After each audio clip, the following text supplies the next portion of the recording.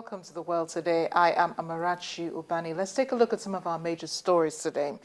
No doubt the Ebola virus is spreading rapidly in some parts of West Africa.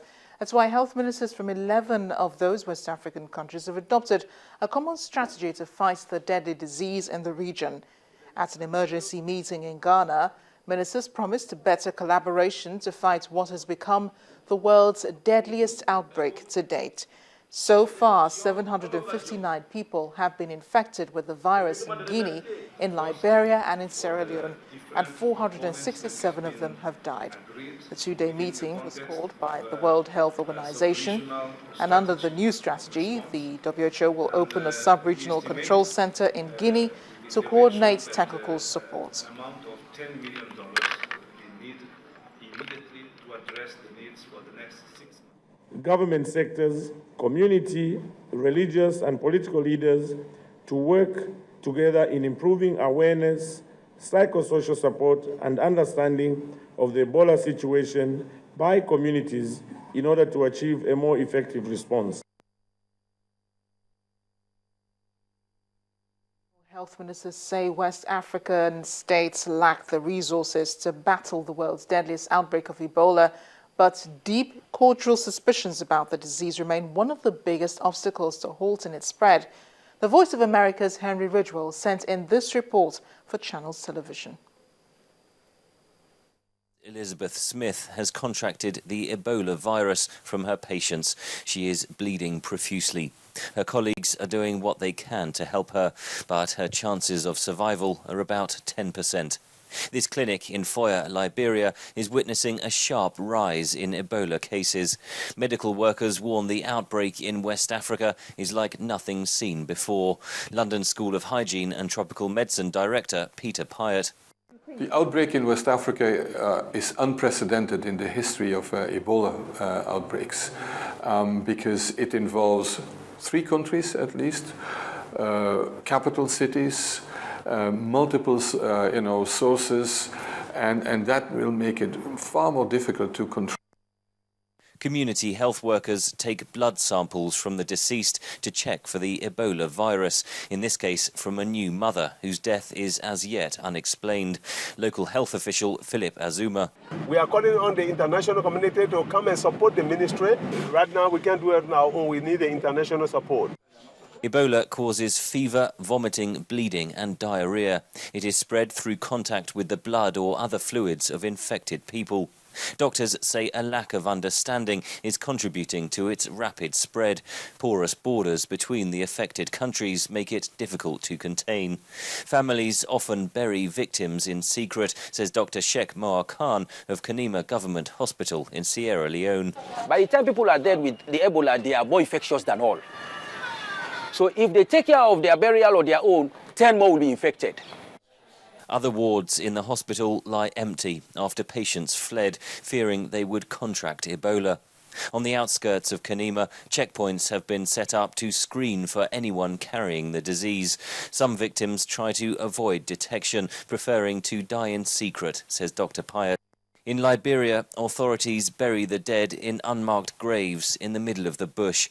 The disease is so infectious that disinfectant is sprayed every step of the way. Protective clothing is buried along with the body. The death toll from the outbreak is growing. Doctors warn the response has to date been far from adequate. For Channels TV, Henry Ridgwell for VOA News, London. Let's get more now from Henry. He joins us via Skype from the VOA office in London. Hello, Henry. Thanks for joining us on The World Today. I couldn't help hearing and, being quite fascinated about the health worker who was infected by one of the patients in the hospital. How often does that happen? I mean, from your research, how often does it happen that health workers are actually infected by patients who carry the Ebola virus?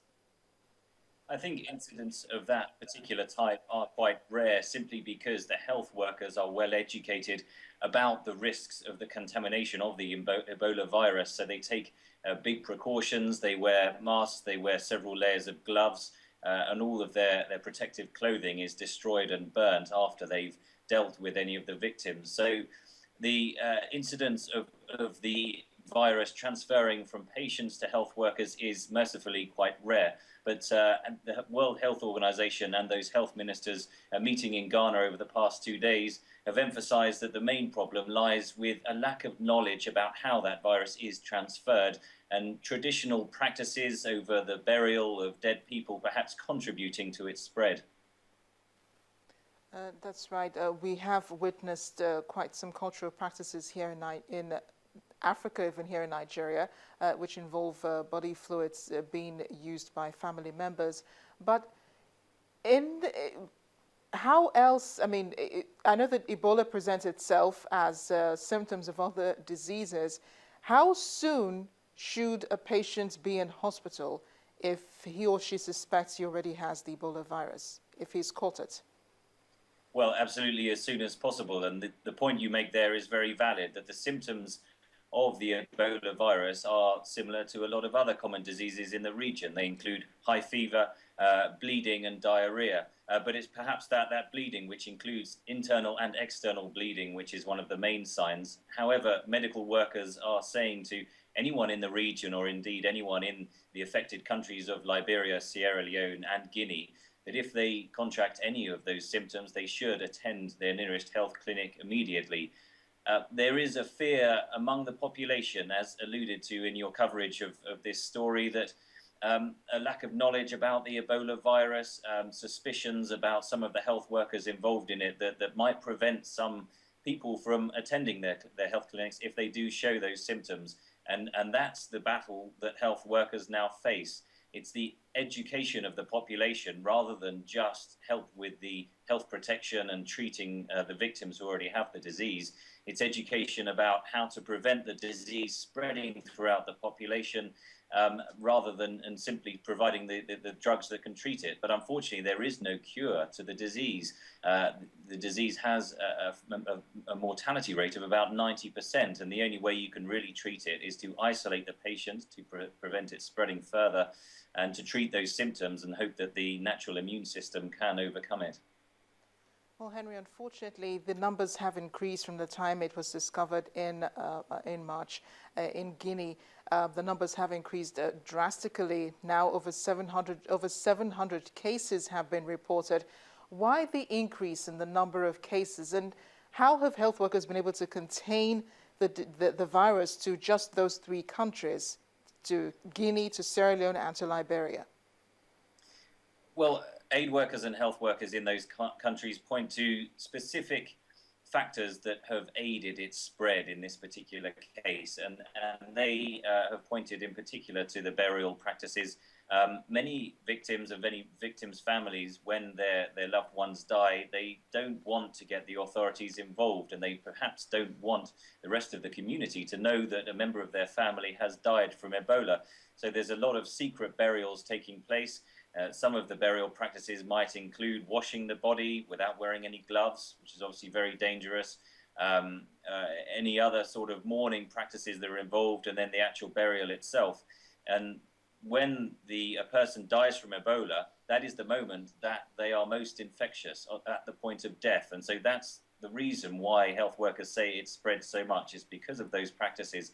And that's why they say that the biggest need right now is an education program to be rolled out across the region. The outbreaks, there's about 60 epicenters so far counted across the 3 countries where the Ebola virus is prevalent at the moment. And that has actually moved now to some of the urban centers, Freetown, Conakry and Monrovia, and some of the other urban areas in the region. And that's why there's greater fear that with those population concentrations in those areas, there's a greater chance that others might catch it and the disease could spread. Although in those urban areas, there is hope that more people are educated and aware about the dangers of the disease and how to prevent it spreading. Thanks a lot, Henry. I learned a lot from you. Of course, one needs to be very careful and not to contract the Ebola virus, which easily, of course, spreads through bodily fluids. Thanks a lot. Henry Ridgwell is with the VOA News. He spoke to us via Skype from London. We'll take a break now on The World Today. We'll be right back.